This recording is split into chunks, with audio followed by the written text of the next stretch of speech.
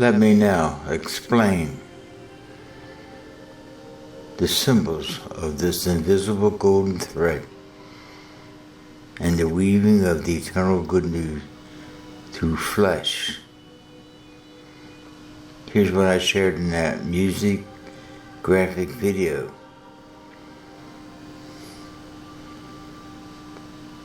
If it were possible for us to pull out this eternal thread weaved throughout human history of the flesh, this eternal golden thread which ties all things together to form a beautiful tapestry, if this were possible, all things that now hold together and consist would unravel and fall apart.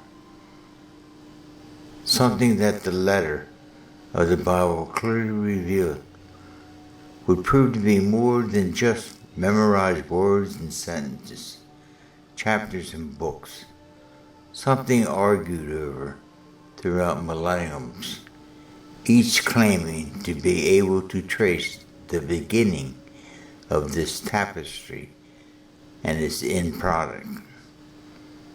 So, where would one begin to trace this golden eternal thread? But before, in the beginning, finding this eternal spool from which this thread came, which had no beginning nor would ever have an end.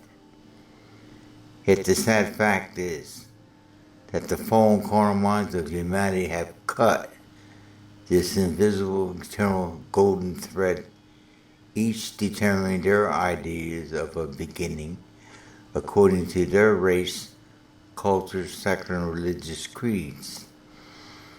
Now the loom runs amok. Yet to those with the eyes of their spirit can still see this invisible eternal golden thread holding all things together, causing what appears as ugly to the seeing carnal eyes to be a thing of real beauty. Ponder this and share your thoughts.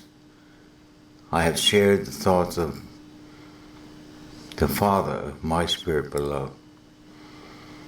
So this is on that commentary of that video. Here's what my Father shared to me. Maybe, just maybe, a few will read this and really ponder the symbols and their deeper meaning from our Father. What we are seeing today is a total disregarding of the unseen golden thread that is said to hold all things together, and by which all things consist, as Scripture has told us.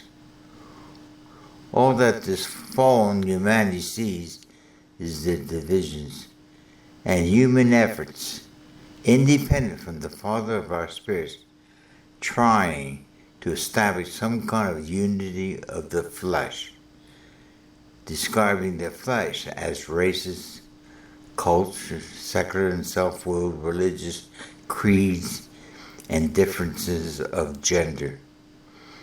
In our flesh, developed by this fallen humanity, it is written that there is nothing good. We will see each biting and devouring one another, with things waxing worse and worse, with each deceiving one another with the false hope of weeding out the tares from the wheat. All this is found in the parable of the wheat and tares in Matthew 13. Read it, and you'll see what's going on today, and why it has occurred. Men were asleep and allowed what recently happened worldwide, the sowing of tares among the symbol of wheat. The question is, who are these tares? Each would claim the other, with race against race, culture against culture, etc. today is totally out of control and beyond human solution. The time to wake up has come and gone. The PSR, point of safe return, demands an escape that this world hasn't got to offer. Only God Himself will accomplish this escape. Even this is debated in the various religions, having their idea of how to accomplish it. The only answer has been to preserve the unity of our spirits beyond our carnal fleshy views of one another. This is not occurring. Not that a few haven't been screaming it for many years, with debates of even this stopping this unity of our spirits, to which it is written, God is the Father of all our spirit, and not the flesh. Hebrews 12:9 clearly says this. Furthermore, we have had fathers of our flesh which corrected us, and we gave them reverence. Shall we not much rather be subjected to the Father of our spirits and live? It is also written that not all of the flesh, the self-willed decisions, are the children of God. Romans chapter 9 verse 8 says this. That is, they which are the children of the flesh, these are not the children of God, but the children of the promise are counted for the seed. That identified the tares, something that a sleeping world didn't understand.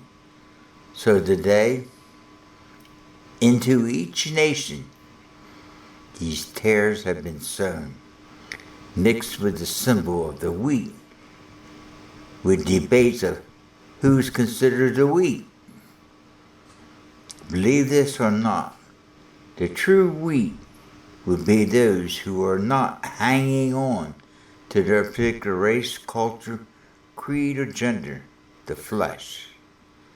My Father, and sadly unaware to many, the Father of all our spirits, has clearly revealed through this vessel and a few others this fact, who has taken the time to define these symbols and present them in plain words, only to have them rejected by all of the divisions. They hang on to their fleshly carnal minds and reject this mind found in their human spirit, that if it were worked out and had this mind renewed, this fleshly mind, there would be a unity of this diversity that would replace all the divisions with a oneness, with the Father of us all, who is one, desiring that we be one with Him. Father, Son, Spirit are one. The perfect unity in diversity. So much more to this for those who enters it. I would ask that you would ask.